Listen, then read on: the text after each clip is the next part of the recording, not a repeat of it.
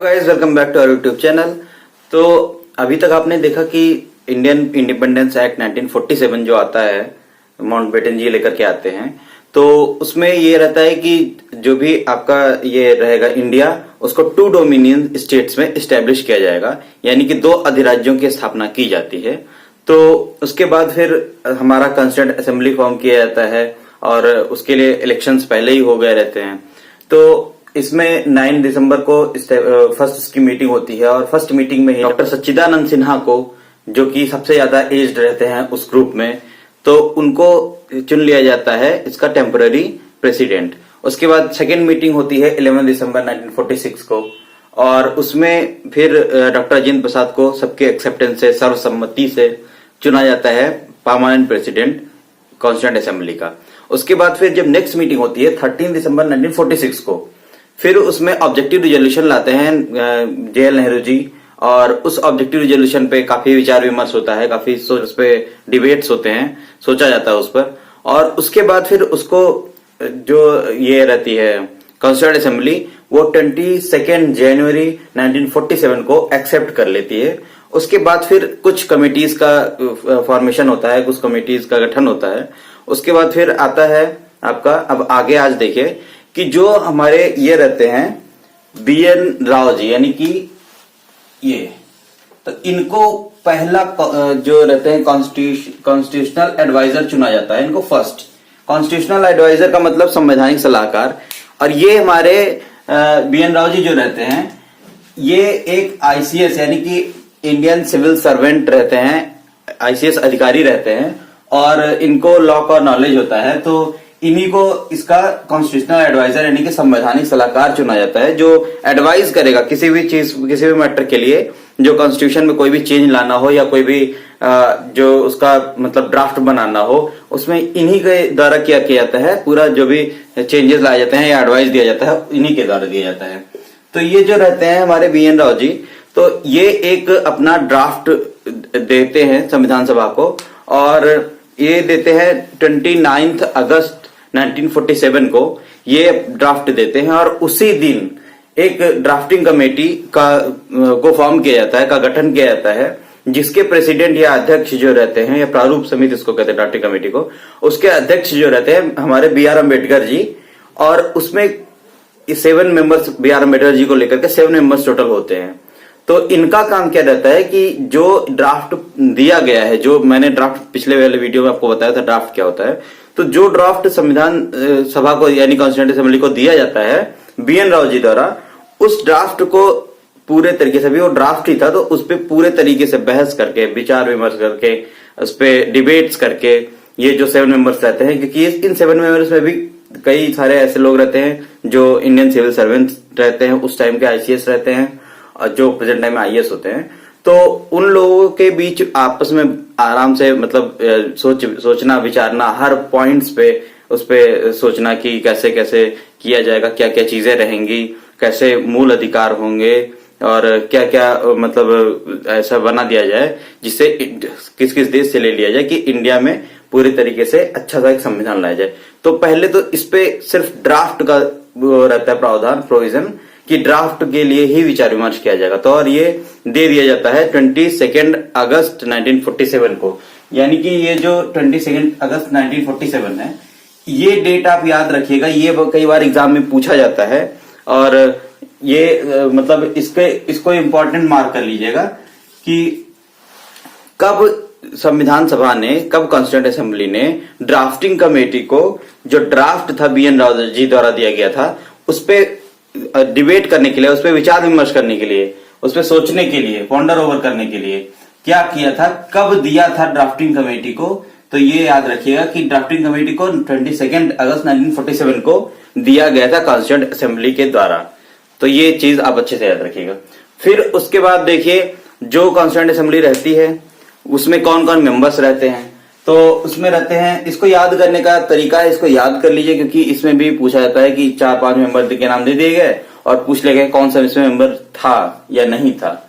तो पूछा, तो देखिए कि आप याद कर लीजिए इसको, डॉक्टर BR अम्बेडकर तो उसके प्रेसिडेंट रहते हैं, तो इनका तो आप नाम याद ही रखेंगे कि ड्राफ्टिंग कमेटी के प्रेसिडेंट BR अम्बेडकर। उसके बाद आप देखिए इसमें काफी इंटरेस्टिंग चीज ये रहती है कि यहाँ आप देख रहे होंगे गोपाला स्वामी, ये भी कृष्ण भगवान के नाम से रिलेटेड। कृष्ण, ये तो कृष्ण भगवान का नाम ही है। कन्हैया कृष्ण भगवान का नाम रहता है। माधव कृष्ण भगवान का नाम रहता है। और कृष्णामाचारी, ये भी कृष्ण भगवान का नाम रहता है। तो इसमें लगभग 5 मेंबर्स ऐसे रहते हैं जिसमें कृष्ण जी का ही नाम रहता है। तो आपको याद करने के लिए, याद करने का तरीका है, ऐसा कुछ सोचा नहीं गया था तब जब इन लोग को मेंबर्स बनाया गया था कि ये कृष्ण भगवान के नाम वाले लोगों को रखा जाए, ऐसा कुछ नहीं था। लेकिन इसको याद करने का जो तरीका है वो मैं आपको बता रहा हूँ। तो बी आर अम्बेडकर जी को आप आसानी से याद रखेंगे क्योंकि ये तो बहुत ही इंपॉर्टेंट रोल प्ले किए थे हमारे कॉन्स्टिट्यूशन के डेवलपमेंट में। उसके बाद एन गोपाला स्वामी अयंगर, एन गोपाला स्वामी अयंगर पहले मेंबर, फिर अल्लादी कृष्णा स्वामी अय्यर दूसरे, फिर कन्हैया लाल मणिकलाल मुंशी चौथे, और उसके बाद ये एन माधव राव, इनको अब बीएल मित्र जी को, पहले बीएल मित्र जी को चुना गया था, फिर उनके जगह पे एन माधव राव जी को लिया गया। तो ये किया जाता है। फिर डीपी खेतान जी रहते हैं जो जिनका डेथ हो जाता है अनफॉर्चुनेटली 1948 में उनका डेथ हो जाता है। तो उनके प्लेस पे लाया जाता है टीटी कृष्णामाचारी जी को। और एक मुस्लिम मेंबर थे, तो आप ऐसे याद रखेंगे सैयद मोहम्मद सादुल्ला। तो आपको याद रखने का जो तरीका है वो ये रहेगा कि एक तो बी आर अम्बेडकर जी हो गए ड्राफ्टिंग कमेटी के प्रेसिडेंट, उनका चलिए एक मेंबर वो हो गए, उनका तो आपको नाम याद ही रहेगा। फिर आपको एक सेकेंड मेंबर जो आप याद कर सकते हैं कि एक ही मुस्लिम थे उसमें, तो इनका भी नाम आप याद रखेंगे। कैसे याद रखेंगे? सैयद मोहम्मद सादुल्ला जी को आप याद रखेंगे, वो एक मुस्लिम मेंबर थे। तो पहले हो गए बी आर अम्बेडकर जी, फिर हो गए सैयद मोहम्मद सादुल्ला जी। उसके बाद जो बचे, यानी 2 लोग तो हो गए, 5 मेंबर्स बचे। तो उसमें आएंगे पहले एन गोपाला स्वामी अयंगर जी, फिर आएंगे ये अल्लादी कृष्णा स्वामी अय्यर जी, 2 हो गए। कन्हैयालाल मणिकलाल मुंशी जी, तो ये हो गए 3 मेंबर। फिर आते हैं एन माधव राव जी बीएल मित्र जी के जगह पे। फिर डीपी खेतान जी की जगह पे आते हैं टीटी कृष्णामाचारी जी जो आते हैं, इनका नाम आप याद रखेंगे। तो इस तरीके से आपको 7 मेंबर्स के नाम याद रखने हैं। तो ये जो 7 मेंबर्स रहते हैं और ये हमारे जो बी आर अम्बेडकर जी जो रहते हैं, तो इन 7 लोगों ने मिल करके पूरा इस जो ड्राफ्ट बनाया गया था उस पर पूरा एक एक पॉइंट, मतलब बहुत बारीकी से, बहुत माइन्यूटली इन्होंने उसको रिवाइज किया, उन्होंने उसको देखा और मतलब उसके बारे में पूरा बातचीत किया। फिर होता ये है कि ये जो प्रोसेस रहता है, मतलब ये जो टोटल टाइम रहता है, प्रोसेस रहता है, इसमें जो टाइम लगता है वो पूरे 141 डेज लग जाते हैं। मतलब ये ड्राफ्ट जो रहता है उसको 141 डेज, मतलब 6 महीने के अप्रॉक्स आप मान के चलिए, ये 141 डेज तक इस पे बहस होती रहती है, डिबेट्स होते रहते हैं, मीटिंग्स होती रहती है इन 7 लोगों में। और फिर फाइनली ड्राफ्ट को प्रस्तुत किया जाता है। ये देख लीजिए अब 21 फेब 1948 को ड्राफ्टिंग कमेटी अपना जो फाइनल ड्राफ्ट रहता है, जो फाइनल उनका आता है होकर के निकल के, तो उसका क्रक्स जो निकल के आता है वो 1948 को ये कॉन्स्टिट्यूएंट असेंबली को दे दिया जाता है। तो अब आप ये भी जान लीजिए कि जो बी आर अम्बेडकर जी रहते हैं इनके बारे में काफी फैक्ट्स पूछे जाते हैं। तो उन फैक्ट्स में पहला फैक्ट तो ये है कि डॉक्टर बी आर अम्बेडकर इसके प्रेसिडेंट हो गए ड्राफ्टिंग कमेटी के। फिर दूसरा फैक्ट ये है कि ये जो डॉक्टर बी आर अम्बेडकर रहते हैं, तो फर्स्ट टाइम जो इलेक्शन हुआ रहता है 1947 के पहले, तो उसमें क्या रहते हैं, ये चुन करके आते हैं वेस्ट बंगाल के प्रेसिडेंसी से, यानी जो प्रांतों से चुनकर आ रहे थे ना ब्रिटेन वाले प्रांत से, तो उसमें ये आते हैं ये वेस्ट बंगाल के प्रेसिडेंसी से। लेकिन जब ये कॉन्स्टिट्यूएंट असेंबली के लिए इलेक्शन होता है तो वो चुन करके आते हैं कहां से? आपसे ये भी क्वेश्चन काफी बार पूछा जाता है कि जब B R Ambedkar ji drafting committee में कॉन्स्टिट्यूएंट असेंबली में चुनकर आते हैं तो कौन सी प्रेसिडेंसी से चुन करके आते हैं, कौन से प्रांत से चुन करके आते हैं? तो वो चुन करके आते हैं बॉम्बे प्रेसिडेंसी से। बॉम्बे प्रेसिडेंसी से चुन करके आते हैं बी आर अम्बेडकर जी। तो ये चीज आप याद रखिएगा। और फिर उसके बाद क्या होता है, हाँ, तो ये होता है कि जो मुस्लिम लीग रहता है, तो मुस्लिम लीग इस बात को मानने के लिए तैयार नहीं रहता है कि हम लोग साथ में एक ही कॉन्स्टिट्यूशन बनाएंगे, एक ही कंट्री रहेंगे, ऐसा तो मानते नहीं है वो लोग। तो उनको मनाने के लिए फिर वही नेहरू जी जाते हैं लेकिन बात बनती नहीं है, फिर से इलेक्शन होता है। ये अब बात है आपकी। अच्छा, जो भी ये 1946 में कॉन्स्टिट्यूएंट असेंबली बनता है, तो पहला मीटिंग होता है आपका 9 दिसंबर 1946 को, दूसरी मीटिंग होती है 11 दिसंबर को, तीसरी 13 दिसंबर को। उसके बाद जो लास्ट एक मीटिंग होती है जिसमें ऑब्जेक्टिव रेजोल्यूशन को एक्सेप्ट किया जाता है, वो होता है 22 जनवरी 1947 को। तो होता ही है कि जब 22 जनवरी 1947 को मीटिंग होती है, तब तक मुस्लिम लीग इस चीज को मतलब इसका अपोज करती रहती है, इसको कट ऑफ इससे रहती है। तो इसलिए जो ये रहता है माउंटबेटन जी, वो आते हैं अपना माउंटबेटन प्लान लेकर के, और उसमें माउंटबेटन प्लान में एक मीटिंग होता है शिमला में। तो 3 जून 1947 को ये मीटिंग होती है कि जून में बुलाया जाता है पहले। तो उसमें मीटिंग होती है, तो ये कहा जाए, ये पूरी डिस्कशन के दौरान ये पता चलता है मतलब फाइनली कि जो हमारे जिन्ना जी रहते हैं, तो ये रहता है कि वो और किसी भी शर्त पे वो मानने वाले नहीं हैं। उन्हें सिर्फ एक चीज चाहिए, पाकिस्तान पाकिस्तान पाकिस्तान। तो पाकिस्तान के लिए वो पूरा अपना डिमांड करते हैं, और फाइनली मजबूर होकर के कांग्रेस को पाकिस्तान की मांग माननी पड़ती है। और फिर ये बात गांधी जी को बताई जाती है, तो गांधी जी बोलते हैं कि तुम लोगों की जैसी मर्जी वैसा करो, और इस बात को उनकी सहमति मान ली जाती है। और उसके बाद फिर भारत और पाकिस्तान दो डोमिनियन अलग अलग बन जाते हैं। तो ये 3 जून 1947 को डिसाइड किया जाता है कि जो मेंबर्स कॉन्स्टिट्यूएंट असेंबली में अब तक बैठ रहे थे, क्योंकि कुछ मेंबर्स इसके बैठ रहे थे, मुस्लिम लीग के कुछ मेंबर्स बैठ रहे थे यहाँ पे और डिस्कशन कर रहे थे, तो उन मेंबर्स को इसमें से अब हटा दिया जाएगा, वो अपना संविधान अलग बनाएंगे। तो इसलिए फिर से इलेक्शन कराना पड़ता है 3 जून 1947 के बाद। तो 3 जून के बाद जो इलेक्शन बेसिकली नहीं होता है, उस टाइम ये होता है कि जितने मेंबर्स रहते हैं वो मेंबर्स चले जाते हैं, बाकी मेंबर्स जो बचते हैं वो। तो ऐसा रहता है कि ये जो पहले निश्चित किया गया था, पहले जो डिसाइड किया गया था 325 प्लेसेस पे लोग इलेक्ट होकर के आते हैं, तो उसमें से 235 तो ये थे प्रेसिडेंसी वाले, और 89 जो थे वो थे यहाँ के देसी रियासतें यानी कि वो प्रिंसली स्टेट्स के। तो होता ये है कि जो लोग बचते हैं, तो 31 अक्टूबर 1947 को, जब 3 जून को ये डिसाइड हो जाता है कि अब इंडिया और पाकिस्तान अलग अलग डोमिनियंस बनेंगे, और 15 अगस्त को इंडिया और पाकिस्तान अलग अलग डोमिनियन स्टेब्लिश हो जाते हैं। उसके बाद फिर से 31 अक्टूबर 1947 को एक इलेक्शन होता है, जिसमें कि इलेक्शन नहीं होता है, मतलब इलेक्शन कहने के लिए इलेक्शन रहता है, लेकिन वही उन लोगों को ही चुना जाता है जो पहले से चुने रहते हैं। उन्हीं लोगों में आपस में फिर से कॉन्स्टिट्यूएंट असेंबली को गठित किया जाता है। इलेक्शन नहीं कहेंगे उसको, जो फॉर्मेशन होता है कॉन्स्टिट्यूएंट असेंबली का, वो फिर से, क्योंकि पहले जितने लोग थे मेंबर्स थे मुस्लिम लीग के, तो उनको किसी लोग को कोई काम दिया गया रहता है कि आप ये काम करेंगे, आप ये काम करेंगे, लेकिन वो लोग जब चले जाते हैं तो वो प्लेस खाली हो जाता है, तो फिर से इसको रिकॉन्स्टिट्यूट किया जाता है कॉन्स्टिट्यूएंट असेंबली को।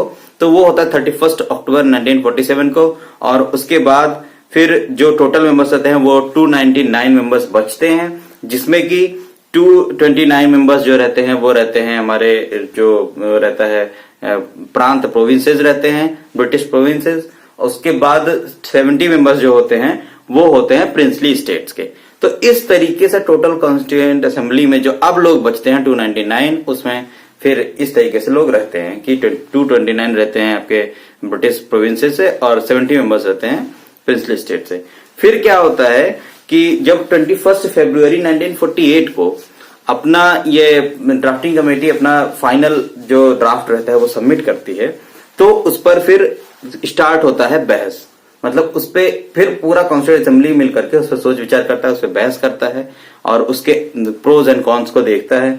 तो ये पहला जो इसका मीटिंग होता है जिसको वाचन बोलते हैं, तो जिसमें मतलब पूरा जो ड्राफ्ट बनाया गया रहता है, काफी लंबा चौड़ा ड्राफ्ट बनाया गया रहता है, क्योंकि पूरा कॉन्स्टिट्यूशन, इतना बड़ा कॉन्स्टिट्यूशन बनाना वो अपने आप में बहुत बड़ी चीज रहती है। तो उसका जो पहला जो रीडिंग होता है, फर्स्ट रीडिंग, पहला वाचन जो होता है वो 4 to 9 नवंबर 1948 में चलता है।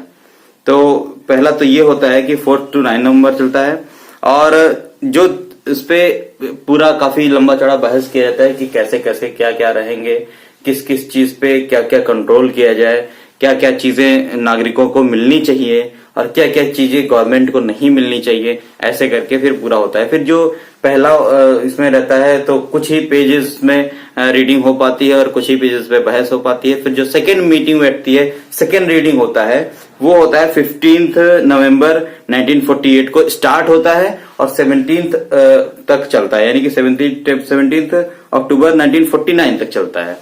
तो होता ही है कि जैसे अभी आप सोच रहे होंगे कि 15 अक्टूबर 1948 से स्टार्ट होकर के 17 अक्टूबर 1949 तक कैसे चलता है। तो होता ही है कि इसी में बीच में मतलब कभी सेशन बैठा, कभी नहीं बैठा, फिर क्योंकि बहुत लंबी चीजें रहती हैं। तो सेकेंड रेटिंग में होता ये है कि सेकेंड रेटिंग में मैक्सिमम चीजें पढ़ ली जाती हैं। तो उसके बाद फिर जो थर्ड रहता है उसका रीडिंग होता है, वो स्टार्ट होता है 14 नवंबर 1949 में। जो तीसरा वाचन स्टार्ट होता है, थर्ड जो स्टार्ट होता है वो होता है 14 नवंबर 1949 से स्टार्ट होता है। और फाइनली जो हमारा पूरा संविधान बन करके तैयार होता है वो होता है 26 नवंबर 1949 में। और 26 नवंबर 1949 में जब हमारा संविधान बन करके तैयार होता है, उसके बाद पूरे संविधान को नहीं लागू किया जाता है। तो 26 नवंबर 1949 को होता ये है कि जो पूरा कॉन्स्टिट्यूशन रहता है वो बनकर के तैयार हो जाता है और फिर सभी लोग अपने जो सीट पे जिस पे बैठे रहते हैं उसको थपथपा करके, उसको पीट करके, उसको बजा करके पूरे सभी लोग एक मत से उसको एक साथ मतलब एक एक्सेप्टेंस से, सबके परमिशन से वो एक कॉन्स्टिट्यूशन फॉर्म किया जाता है। तो जो 26 नवंबर 1949 की मीटिंग थी उसमें 284 मेंबर्स प्रेजेंट रहते हैं और 284 मेंबर्स अपना जो कॉन्स्टिट्यूशन का पूरा बना रहता है, बुक बनी रहती है, उस पर सभी लोग अपना साइन करते हैं। तो कॉन्स्टिट्यूशन बन जाता है 26 नवंबर 1949 को और 284 मेंबर्स उस पर साइन करते हैं, उस पर अपना एक्सेप्टेंस देते हैं। साइन करने का मतलब होता है कि आप एक्सेप्टेंस दे रहे हैं। तो उसको उसमें ये लोग पूरे लोग रहते हैं। फिर जो इसमें टोटल टाइम लगा, जो पूरे कॉन्स्टिट्यूशन के फॉर्मेशन में टोटल टाइम लगा, वो लगा था 2 years 11 months 18 days। तो ये भी क्वेश्चन बहुत बार पूछा गया है, ये भी इम्पोर्टेंट है। ये पूछा जाता है कि जो पहले ये पूछा जाता है कि कब आपका कॉन्स्टिट्यूशन बनकर के तैयार हुआ, तो 26 नवंबर 1949 को। फिर ये पूछा जाता है कि कब टोटल कितना टाइम लगा, तो 2 years 11 months और 18 days लगा। उसके बाद ये पूछा जाता है कि जब संविधान स्टार्टिंग में बन करके तैयार हुआ, जब कॉन्स्टिट्यूशन स्टार्टिंग में बन करके तैयार हुआ, तो उसमें कितने पार्ट्स, कितने आर्टिकल्स और कितने शेड्यूल्स थे। तो ये पूछा जाता है कि कितने भाग, कितने अनुच्छेद और कितने अनुसूचियां थी। तो ये 22 पार्ट्स थे, 395 आर्टिकल्स और 8 शेड्यूल्स थे स्टार्टिंग में जब बना था संविधान। तो इस तरीके से जो हमारा कॉन्स्टिट्यूशन था, आपने देखा कि कितने मुश्किलों से, कितने मेहनत के बाद वो फॉर्म किया गया। फिर इस कॉन्स्टिट्यूशन को जो 26 नवंबर 1949 रहता है, उसका सिर्फ 15 आर्टिकल्स ऐसे रहते हैं जिसको उसी दिन से इफेक्टिव कर दिया जाता है, उसी दिन से लागू कर दिया जाता है कि अब ये संविधान के इतने आर्टिकल्स जो हैं वो आज ही से इफेक्टिव रहेंगे। बाकी को, क्योंकि जो हमारा वो रहता है, पूरा कांग्रेस रहती है और जितने हमारे नेता लोग रहते हैं, जितने हमारे क्रांतिकारी लोग रहते हैं, तो होता ही है कि इन लोगों का जो स्पेशल लगाव, स्पेशल जुड़ाव रहता है वो रहता है 26 जनवरी से।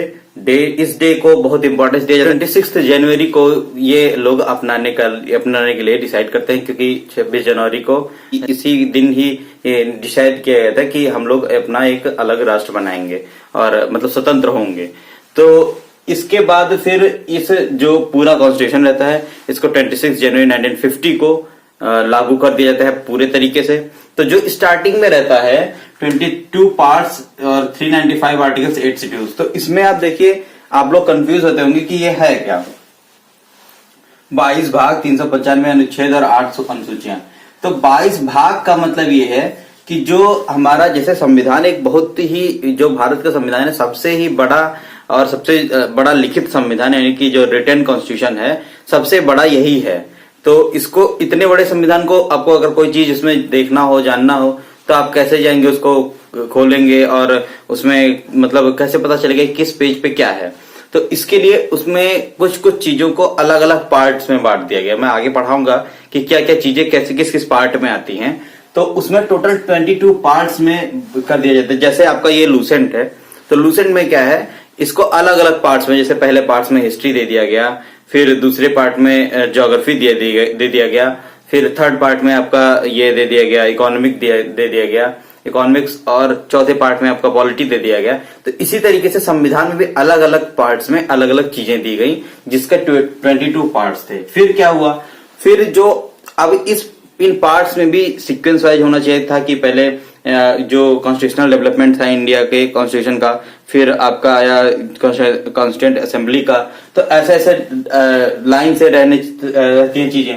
तो उसको भी इसमें 395 जो आर्टिकल्स थे, इसमें डिफरेंट चीजों को डिफरेंट पार्ट्स में डिवाइड करके रखा गया था।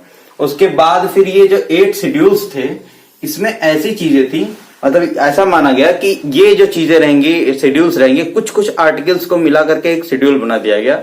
फिर उन शेड्यूल्स में जब भी कोई भी चेंज किया जाएगा आर्टिकल्स में, तो उन शेड्यूल को भी चेंज कर दिया जाएगा। और इनको अलग इसलिए रखा गया क्योंकि ये काफी इंपॉर्टेंट थी। 8 शेड्यूल्स जो थे ये सब इंपॉर्टेंट तो थे ही, लेकिन जो आर्टिकल जैसे 395 आर्टिकल्स में सारे आर्टिकल्स ही उतने इंपॉर्टेंट नहीं माने जा सकते कि सारे को मतलब एकदम आई वॉच किया जाए उस पर कंटिन्यूअस। तो ये जो 8 शेड्यूल्स थे, इसमें जो चीजें रखी गई, इसमें ऐसी ही चीजें रखी गई कि जिनमें मतलब जिनको काफी ज्यादा इंपॉर्टेंस दिया जाता है। जैसे कि नया स्टेट फॉर्म होगा तो वो लाएगा, और मतलब वो हमारे लिए इंपॉर्टेंट है क्योंकि वो हमारे कंट्री में पूरा चेंज लाएगा। तो इसलिए, और इसी टाइम में क्या होता है कि पूरे कॉन्स्टिट्यूशन को 26 जनवरी 1950 में अडॉप्ट कर लिया जाता है और लागू कर दिया जाता है। और जो हमारे एक क्वेश्चन बहुत ज्यादा और पूछता है, काफी ज्यादा बार पूछा गया है कि जो कॉन्स्टिट्यूएंट असेंबली थी उसकी लास्ट मीटिंग कब हुई। ये बहुत बार पूछा गया कि कॉन्स्टिट्यूएंट असेंबली की लास्ट मीटिंग कब हुई। तो जब संविधान, जो हमारा कॉन्स्टिट्यूशन है, 26 नवंबर 1949 को बन करके तैयार हो जाता है, उसके बाद भी एक मीटिंग होती है हमारी, क्योंकि पूरा कॉन्स्टिट्यूशन बन के तैयार होने के बाद जो कॉन्स्टिट्यूएंट असेंबली की मीटिंग इसलिए होती है कि जो अभी जब तक कि जनरल इलेक्शन, आम चुनाव नहीं होते हैं, तब तक के लिए क्या होगा।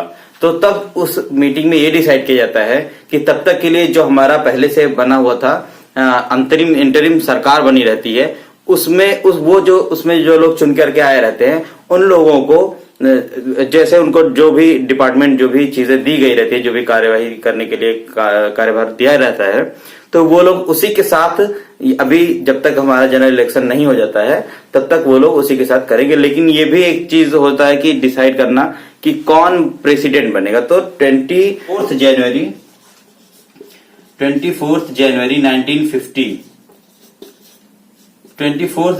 1950 को जो मीटिंग होती है, संविधान सभा की लास्ट मीटिंग होती है। तो इस मीटिंग में ये डिसाइड किया जाता है कि जो 2 दिन